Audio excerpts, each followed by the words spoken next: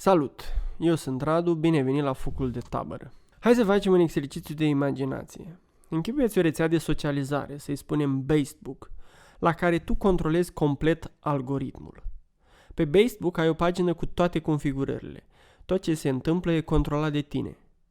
Ce să apară în feed, unde să-ți fie afișate reclamele, cine să apară la sugestii de prieteni, ce elemente să activezi sau să dezactivezi, care sunt culorile, luminozitatea, estetica, funcționalități, mod de afișare, gruparea notificărilor, ce se întâmplă în grupuri, ce pagini te interesează, totul poate fi configurat. Vrei mai multe tipuri de reacții? Bifează-le pe cele care îți plac. Poți controla cât de aleatoriu să fie conținutul din feed așa încât să ai parte și de surprize. Poți modifica conținutul în funcție de interesele tale politice, culturale, religioase. Susții un anumit partid, dar vrei să auzi ce debitează și alții? Cheia e la tine. Iar dacă nu vrei să schimbi nimic, totul funcționează ca și pe celelalte rețele. Algoritmul are grijă de toate. Însă închipuieți că algoritmul merge mai adânc de atât, la nivelul emoțiilor, al stărilor de spirit. Facebook îți permite să configurezi ce stare să-ți trezească conținutul. Ești amărât într-o seară? Învârte rotița și conținutul e vesel și mai luminos. Te lupți cu anxietatea și singurătatea? Algoritmul învață și începe să simtă ce ai nevoie, iar tu poți apăsa pe butoane și starea ta se schimbă. Dar algoritmul ajunge și mai în profunzime. Simți confuzie în ce privește identitatea ta? Nu știi prea clar cine ești, nu știi cum să acționezi? Să te vaccinezi sau nu? Sunt băiat sau fată? Algoritmul e aici să te motiveze, să te sugestioneze, să te ajute să găsești vocea care sună mai tare, cu care rezonezi mai ușor. Credințele tale, valorile, idealurile, motivațiile adânci, le fabrici împreună cu algoritmul de pe telefonul tău. Fără algoritm nimic nu pare să mai aibă sens. Cum sună o astfel de rețea de socializare? Poate suna bine la început, dar apoi simți o răceală ce intră pe sub piele. Care e de fapt scopul algoritmului? Răspunsul poate fi formulat destul de simplu, deși implicațiile sunt fundamental de adânci. Algoritmul îți schimbă cadrul de referință. Ce înseamnă asta? Conceptul cadrului de referință e foarte important și ajunge tot mai mult în centrul atenției în lumea de azi, venind din mai multe direcții. Una dintre cele mai vizibile și care ne afectează social foarte mult este problema fake news și a manipulării informației. Pentru a ajunge la fondul problemei, e necesar să înțelegem că semnificația unor fapte care ne sunt prezentate nu stă în faptele însele, ci în narațiunea în care sunt înrămate, în cadrul de referință în care ne sunt servite. Astfel am ajuns să citim aceleași fapte în două ziare cu orientare diferită și să primim de fapt două sensuri opuse. Nu faptele sunt mesajul, cadrul de referință e mesajul. Narațiunea care le ordonează dă de fapt sens faptelor, iar când schimb narațiunea, schimb și sensul faptelor. Asta e principala armă folosită de media și media abuzează de ea tot mai mult pentru că nu există mijloace de a o ține sub control. Toate informațiile pe care le găsești în presă sunt construite în așa fel încât să întărească narațiunea, să confirme că te afli în cadrul corect de referință. Iar media are mâna pe butonul care trimite șocuri electrice morale prin grangurii care se află la vârful marilor platforme tehnologice și a rețelelor de socializare. Dacă aceștia nu se încadrează, presa îi demonizează instantaneu și intră pe pierdere, business-ul are de suferit. Astfel, presa a ajuns să controleze indirect și algoritmul. Algoritmul nu e neutru, nu se bazează doar pe interacțiunea ta cu rețeaua și istoricul acțiunilor tale, ci are în spate și butoane care pot fi învârtite așa încât curentul să meargă într-o anumită direcție.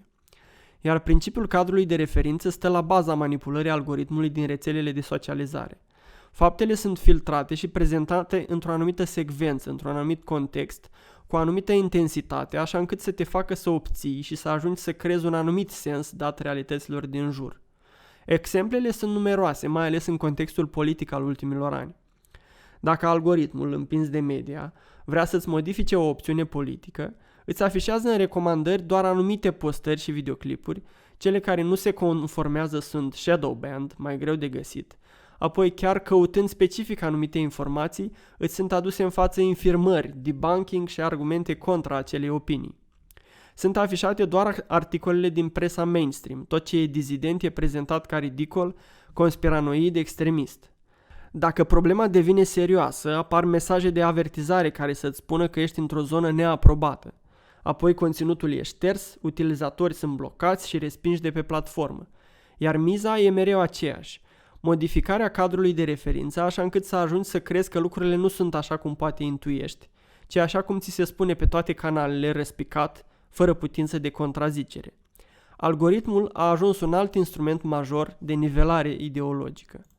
Cadrul de referință poate porni de la lucruri foarte simple, de exemplu de la senzația de foame. Mi-e foame, așa că lucrurile din jurul meu se organizează, se prioritizează ierarhic în funcție de acest cadru. Chiar dacă făceam ceva important, îl voi lăsa deoparte pentru că în cadrul de referință al foamei, mâncarea e mai sus în ierarhie. Oamenii sunt singurele ființe de care știm care sunt capabile să schimbe în mod voluntar și într-o anumită măsură cadrul de referință. Chiar dacă mi-e foame, pot alege să termin lucrul început și abia apoi să mănânc. Dar cadrul poate ajunge până la narațiuni foarte complexe, care vor să explice părți semnificative ale existenței sau chiar realitatea însăși. Așa se nasc ideologiile.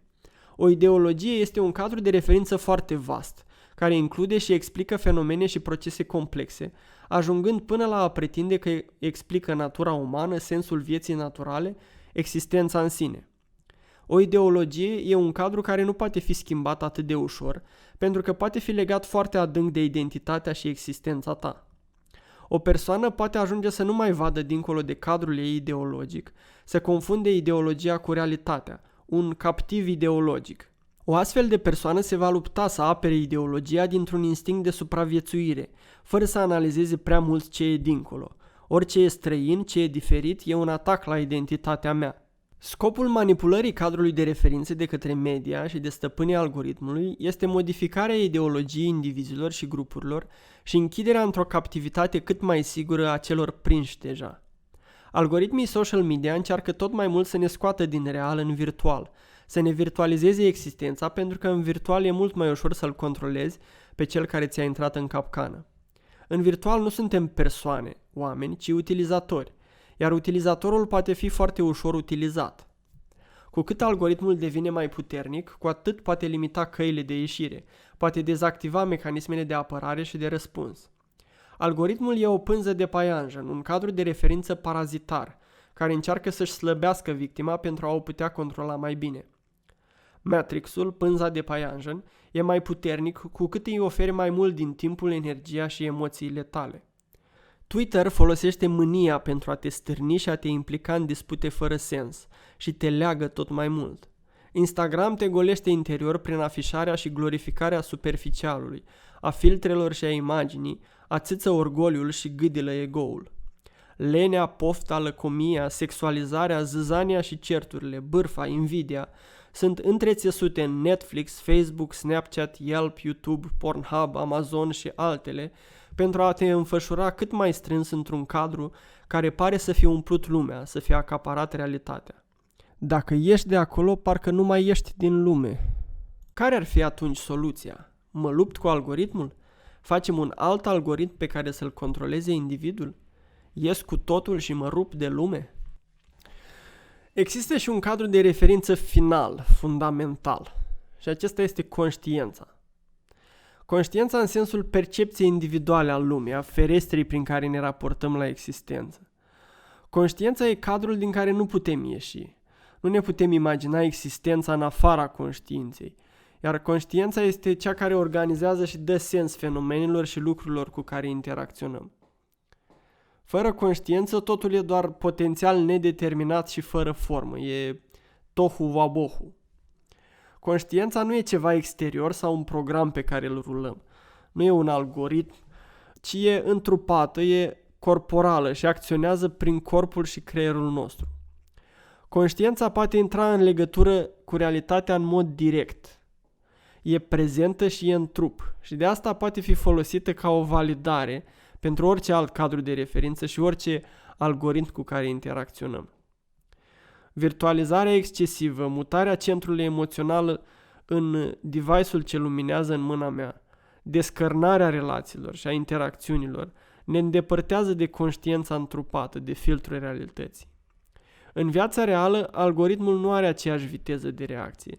Nu te poate bombarda fără oprire și poți să regăsești acea pauză necesară.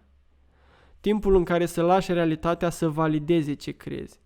Timpul de răgaz ca să poți dezvolta o relație reală cu greutățile și bucuriile ei, cu sacrificiile necesare pentru a te integra, dar și cu binefacerea ajutorării reciproce, a trăirii vieții împreună. Cu algoritmul nu te poți bate la nivel global. Cel mai probabil nu ai resursele să faci asta. Dar o poți face cu maximă eficiență local, acolo unde ești, unde sunt și prietenii tăi, pe care poate îi neglijezi, unde e familia ta, biserica ta, localitatea ta. Aici se țese o altă pânză, nu una care să te stoarcă și să te golească, ci una care te face mai puternic, mai conectat cu cei din jur și cu realitatea, care poate fi trăită efectiv, nu doar în poze. Conștiința prezentului și a sensului comun, a rolului fiecăruia acolo unde se află și înțelegerea faptelor într-o narațiune care ne leagă de realitate și nu de o ideologie, sunt arme devastatoare împotriva oricărui algoritm. Ești liber. Schimbă algoritmul pe ceva real, trăit, aici, acum, împreună.